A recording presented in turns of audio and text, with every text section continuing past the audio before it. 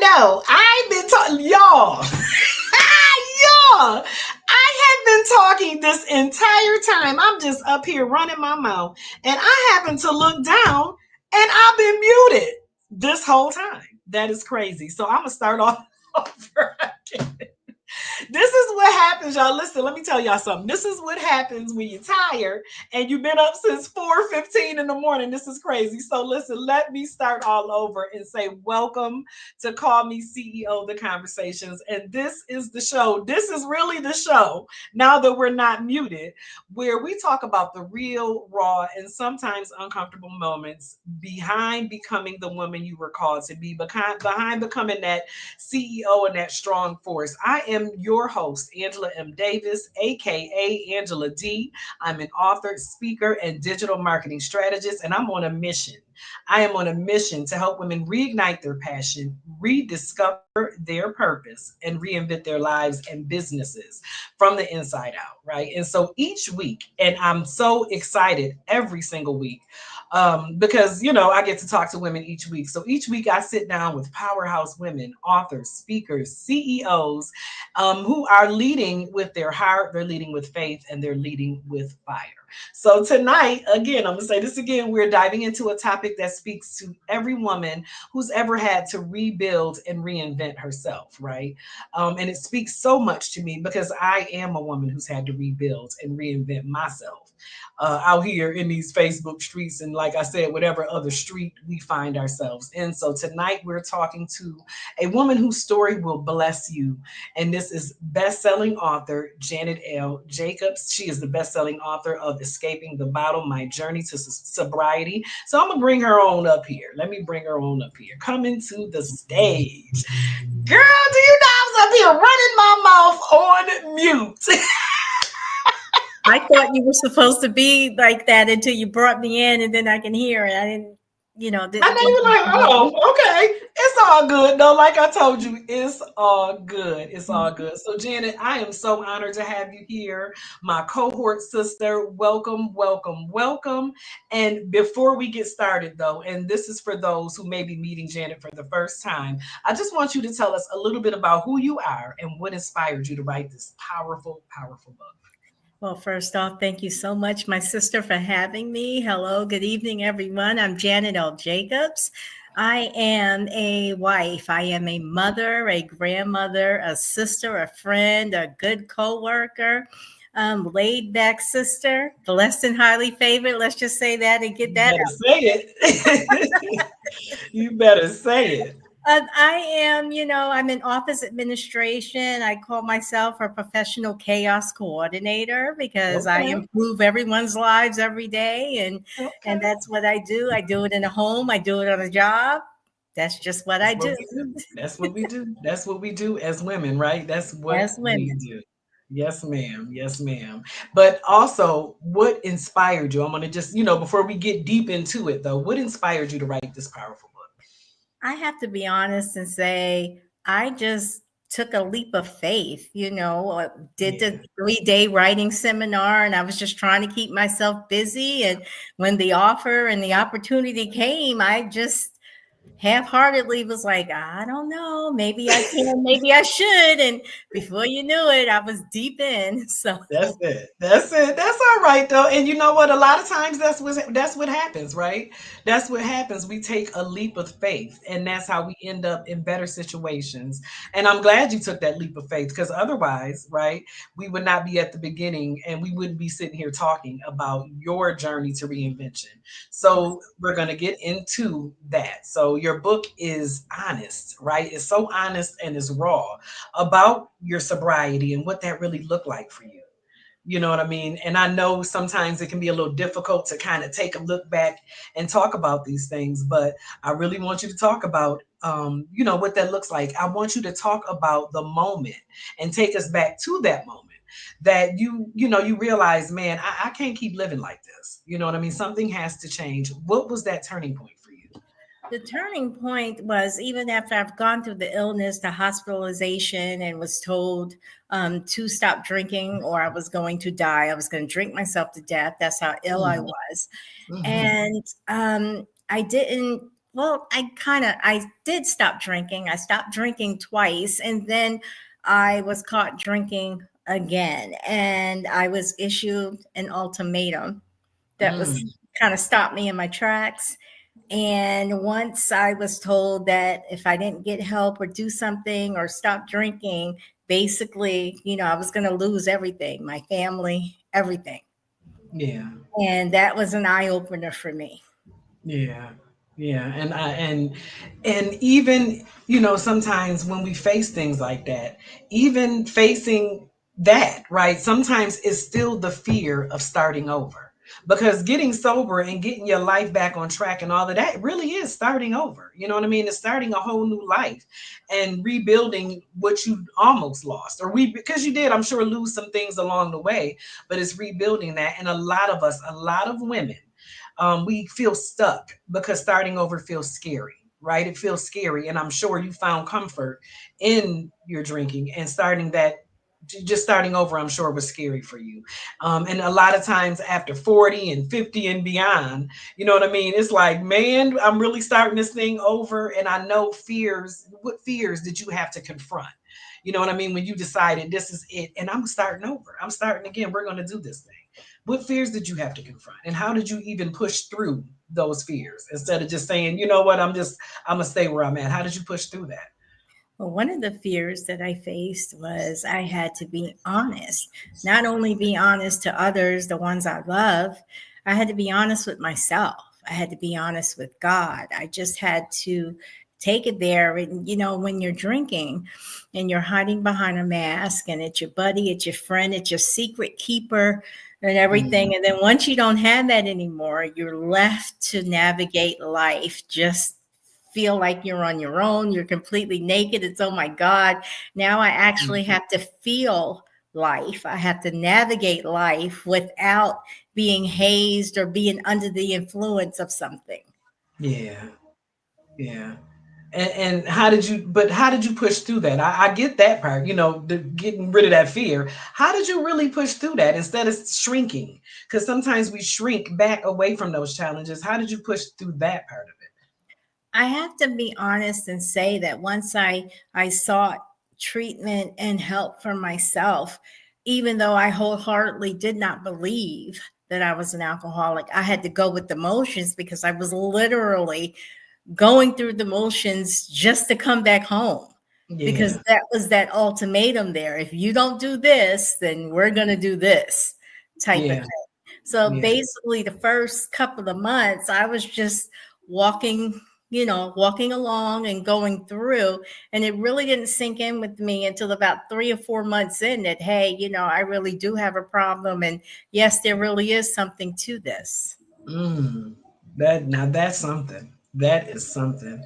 And I've been around, people that have gone through that. One of my best friends went through a whole sobriety journey, and I understand, and it sounds so familiar. Listening to you sounds so familiar because I've listened to her as well. But you know what? Something that I really and truly admire about you is your courage, because it takes a lot of courage. You know what I'm saying? To tell your story publicly, to share such a private battle publicly. It takes a lot of courage, and I admire that about you. I really and truly do, because there's so many women that hide their truth. They hide it because we're shamed, right? They feel guilty. They feel the fear of judgment. And so you really had the courage to say, you know what, I'm just gonna do this thing. I'm just gonna do it. And what gave you that courage though? What It gave you was that courage to share that story? it was in that split moment, honestly, being in the cohort with the group of women such as yourself and the others, and the camaraderie that we built and actually built trust within one another. And trust is something Yeah. that I don't give out easily. I still Yeah. have trust issues based on experiences that I've had in my life. I've had a hard life, and Yeah. you put the wall up, but then Yeah. and then again that goes back to being sober, and you're living a sober life and you have to feel different things. Now when you're in the bottle, The bottle is your friend and your everything, and that's all the trust you need. So as long as you have that, you don't care what's going on in the world or going Right. on around you. Right. So you're Right. floating through, but Yeah. actually having to feel and gain friends, like I said, and gain trust and starting to believe in yourself, because you're actually sitting there like, oh, I'm writing, I'm on a schedule, I'm doing this, and you believe in yourself to do it, and you're actually completing it and getting it done. And that builds me up every day. Yeah. And once you surround yourself with positive people, people that are actually doing something like you. I'm trying to keep up with you because you're moving and running and doing things. And now I feel that every day I have something to do and I have to be fully booked and I have to do something. And I can't sit still now. And, so I'm on the move. And that's a great feeling too. Yeah. Yes. And you know what? That is a perfect segue into this next part because, your story, you really are serving others with your story. Your story is serving others. There's a woman somewhere. There might be a man somewhere. There's somebody somewhere. You know what I mean? That may still be in that bottle and they get a hold of your book and they hear your story and they like, you know what? I can do that too. Because honestly, your book just is not just about sobriety. It's not. It's about finding yourself again. It's about finding the who you are, getting back to, and that's the crux of my brand back to her is getting back to the woman you were called to be, and finding your sobriety and taking that step is about getting back to the woman God called you to be. So, what has sharing your truth opened up for you, like emotionally, spiritually, professionally? What has that opened up for you? Emotionally, I just, when someone tells me, hey, I read this, or when you said this in your book, or you posted this on social media, or I read this and now it helps me understand a family member, Yeah, or I know I'm not by myself. I walked the same walk you walked this last year. And it's people you would never think, people you would never know. And I've gotten hmm, nothing but positive feedback. And then when I set out to write this, I said, God, if I just help one person, and it's not right, just for alcoholics, it's for any addiction that you have. It could be sex, food, clothes, whatever, money, whatever you have out there. yeah, It's applicable.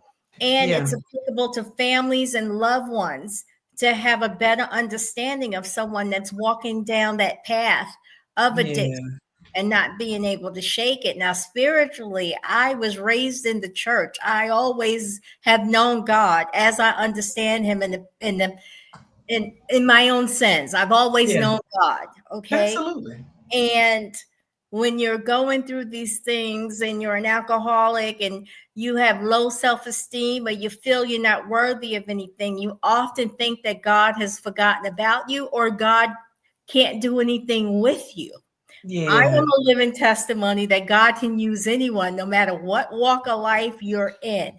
When you're in rock bottom, and I was at rock bottom, he was still able to use me and knew that he can use me before I even believed in myself. Now, out of this, I feel like I'm on top of the world. I love myself. I haven't always loved myself. I'm yeah, learning new things every day. When I feel that I might not be smart enough, it's like I do research and I try to learn something, and it's uplifting, also humbling. Now, I'm about to start to cry, and I don't want to right now, it's but all right, girl. It is all right. Listen, that's you. That's your man. I get it. When I tell you I understand, I get it. It's a whole new world right now. well, You know. a few years ago, I participated in an anthology, and I, wrote a chapter in a book, Hmm. and the chapter was entitled "Rediscovering the Gifts of Me." All right, that was 5 years ago, but now I'm really starting to find out who I am. Yeah. It's made me look back on relationships in my life, what type of mother I am, what type of wife I am, what kind of friend I've been, and I'm really starting to discover things about me, and I really like me. I haven't That's always all been right. able to say that. I think I'm a dope sister. I think I'm a Yes, dope. ma'am. I think I got it going on.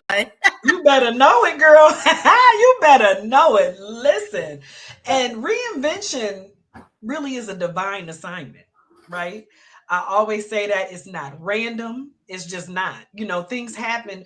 We want things to happen in our time, right? I'm gonna do it this way. It's gonna happen like this. It's gonna happen like this, and it's never, ever, ever gonna look like we want it to look. It's never gonna look like we want it to look, because it's just not random. It's divine. So, what did you learn about God, about your faith, or even just purpose, as you rebuilt your life in this season? What did you learn about that? What I've learned about God is that He was always there. He Mm-hmm. was there when I felt like I was really down and low. He was Mm-hmm. always there when I thought I was up high. He's Better never come far on. away from me. He's in my heart. He's in my head. He's sitting right next to me right now. That's You know, right.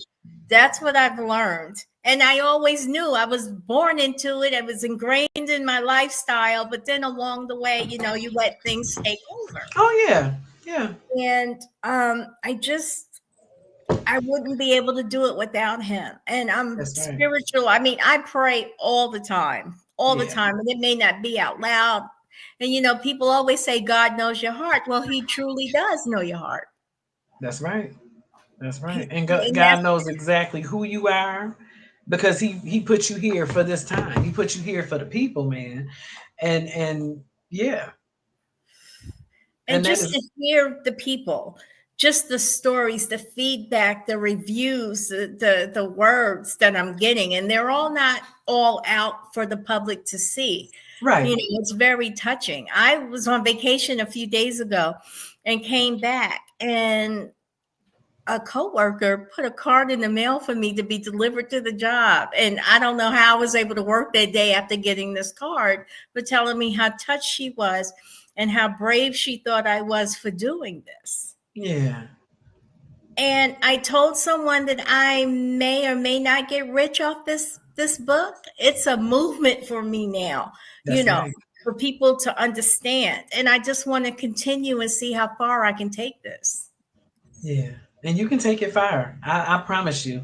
Let me tell you, I'm a living witness, a living testimony to how far you can take it if you want to take it that way. You know what I mean? If you want to take it far. I wrote my first book 5 years ago, and from that time to this, I'm on book number 10.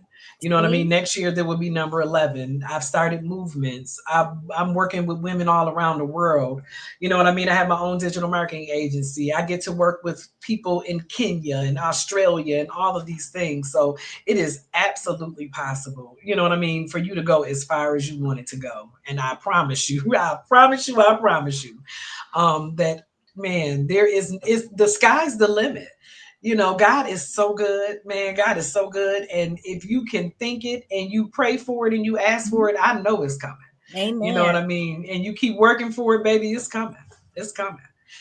So tell me this, on advice for women who feel stuck. Because I know there's some women listening right now, whether they're listening now live, if they join us on the replay, if they're on YouTube, wherever they're at, they're listening, who are tired, who are frustrated, who may even be a little bit lost. And I would just love for you, just for a second, to speak directly to these women. And the woman who does not want to start over, who knows she needs to, but she just doesn't know how. What would you tell her? Well, I want now, you to. in this instance, I can talk to myself. Yeah. When you're tired or when you feel you're unworthy or you don't think there's nothing else out there in this world, just start with yourself. Start with a pen and a napkin. Move up to a journal. Just keep writing it. Write it down for you. Every idea you have, every prayer you have, tell yourself you love yourself. Just keep going. Yeah. Because with this book, writing it, I did it broke and scared and tired and unsure. And once it came out, it was just like a weight off my shoulder. But then I felt like I'm on top of the world. Now, no woman in this world should ever feel like they're stuck. I have felt stuck in several Yeah. situations in my life. I felt like And that comes with self-esteem too. Self-esteem, self-love, self-awareness. That's right. If you do not believe that you can accomplish great things in this world, not just for other people, but for yourself, you're going to stay stuck. The thing is to stay hungry and always want more. Know that you're worthy of everything. Know that you can do anything. Know that the sky is the limit for you. Just keep praying over yourself. Pray over yourself, touch yourself. Nothing wrong with touching yourself, praying over yourself. Yeah. Pray over your words, your thoughts, your journals, every action that you take throughout the day, and God will bless it. Once you believe it, He will bless it. It will happen for you. You don't have to stay stuck and think, oh my God, no one's ever going to want me. No one's going to talk to a single mom. No one's going to think much of a single mom. Single moms are running the country. Do you You understand? better know it. You better know it now. You Single better know moms are it. running the country no matter what your nationality you are. If you want something done and you want it done well, you get your single mother out there. Shout out to Now, all the single mothers. That's shout what I'm out, baby, saying. because we gonna get into. Well, I'm not a single mother no more. I ain't been one in a long time, but I've been there. And a Yes. single young mother. I had my first kid at 17 years old, so I Mhm. understand. And we get it done, And right? you We put get all it your hopes and prayers and dreams into those children. And then once you do all of that and they're grown and they're gone, and you're sitting here like, what in the world? done. One of the regrets in my life was not investing in myself. Yeah. Even if it's just knowledge or a class or just pick up a book. If you can't afford to go somewhere, go to the library, check out the book, increase your knowledge. Hmm. Now I'm so thirsty and hungry. I just don't know what to do with myself. I'm trying to get into some of everything right now. I know that's right. I know that's right. Listen, but you know what? You should. This is, like I said, it's a whole new world. It's almost like seeing the world for the first time, right? It's like your eyes are open for the first time. You know what I For the mean? first So, time. yeah, yeah. And you can see clearly now that the bottle is gone. Now The that you have bottle is gone. found yourself, you've reinvented yourself, and then you just getting started, girl. You are just getting started. Yes, ma'am. Listen, this has been a really great conversation. I'm just so honored that you took a little bit of time, on this long Thursday night. You took a little bit of time to join us. So before we wrap up, I just want you to let people know where they can find your book, how they can connect with you, and continue to follow your journey. Okay. Well, I'll show you. This is Escape in the Bottle. And you can find it on Amazon.com in an ebook version and a paperback. You can also get it signed. My website, www.janetlJacobs.com. I'm on Janet L. Jacobs across all social media. We really didn't delve too much into the book, but it's literally my 1 year journey into sobriety. Yeah. And it'll take you from A to Z. It'll take you from the dark side all the way up, the Yeah. ins and outs of being in the pit and coming out and reassuring yourself and know that there is life on the other side. It's encouraging. It shows courage and strength. It also shows a little bit of weakness, but trying to get it back. And there's no shame in asking for help. There's no shame in saying, my name is Janet. I'm an alcoholic. That's There it right. is. I put it in the atmosphere. And so I would just encourage anyone out there listening to read it and share it. You can read it and share it to a friend. You can gift it to a friend, family member, anybody, because it truly is. It's been a blessing to my life, a blessing to my life. I had to read it again and couldn't believe it. I'm still in awe. And then all the great feedback we've been getting. And that's like the icing on the cake, getting that Mhm. feedback, because you know that your message is getting where you want it to go. People are seeing it, they understand it, and they're receiving it. And that's amazing. You can get her again, www.janetljacobs.com. You can also go to amazon.com. Look, if you search Janet L. Jacobs on Amazon.com, the book will pop up. But if you want a signed autograph copy, go to www.janetlJacobs.com and you can get it there. And you can follow her on Facebook, right? Yes, Facebook, Facebook, Instagram. Instagram, TikTok. Okay. Facebook, Instagram, and TikTok. We're gonna be on TikTok next, y'all. So don't look for us on TikTok because we're gonna be on TikTok too. So thank you again, sister, for sitting here with me and taking this time out of your day to have a conversation with me. I appreciate you. I am honored that you were here. Right? I'm so honored that you were here, and I look forward to seeing what's coming next for you. I look forward. Well, I appreciate it and thank you from the bottom of my heart, sister, for having me. Yes, ma'am. I got you covered. All right, y'all. So thank you again. That was Janet L. Jacobs who joined us, and I'll talk to you later, Janet. Thank you. Good night. Oh my goodness, that conversation touched my heart, man. I think she is such an amazing woman. I think it's an amazing thing to share. You know, a lot of times we only want to share the good stuff.